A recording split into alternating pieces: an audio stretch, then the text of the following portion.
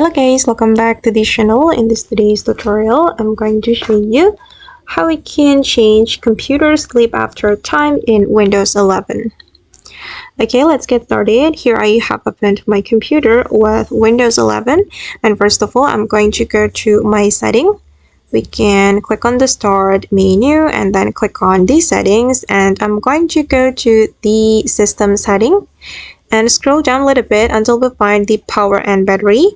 Tap on that and then select the screen and sleep, and here we'll be able to change the screen and sleep time. And I'm just going to change the setting on battery power, put my device to sleep after. I'm going to change, for example, I'm going to change it to 5 minutes.